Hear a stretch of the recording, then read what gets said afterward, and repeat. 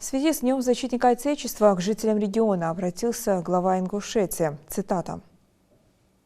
Мы выражаем безграничное уважение и благодарность нашим землякам и соотечественникам, воевавшим на всех фронтах Великой Отечественной войны, защищавшим Москву, Ленинград, Сталинград, штурмовавшим Берлин, освобождавшим от врага села и города родной страны. Это были сильные духом личности, которые всегда будут для нас примером стойкости и беззаветного мужества. Начиная с царских времен, с Первой мировой войны, Великой Отечественной войны, советского и современного периода, представители Ингушетии прославились героическими подвигами, высокими воинскими званиями и победами. Сотни ингушей с честью и доблестью исполняли интернациональный долг в Афганистане. Имена героев Мурада Аздоева, Шервани Костоева, Ахмеда Мальсагова, Руслана Аушева, Суламбека Асканова, Юнусбека Евкурова, Мустафы Бокова, Адама Хамхоева, Султана Хашагульгова широко известны сегодня в каждом уголке России. В одном ряду с ними сотни и тысячи наших земляков, награжденных боевыми медалями и орденами. В этих светлых именах наша огромная нравственная правда и сила, которая помогает народу Ингушетии преодолевать все испытания, строить и развивать родную республику. В зоне СВО воины из Ингушетии вместе с другими россиянами днем и ночью, рискуя жизнью, обеспечивают стратегическую безопасность России и ее право на благополучную жизнь. Каждый год из Ингушетии вооруженные силы России на службу уходят сотни молодых людей. Убежден, все они в любое время без колебаний встанут на защиту интересов и безопасности нашей многонациональной любимой страны. Сегодня мы всей душой гордимся нашими солдатами, офицерами, генералами, патриотами России. От всего сердца желаю защитникам Отечества долгих лет жизни, благополучия, здоровья и счастья, мира и процветания Ингушетии и всей России.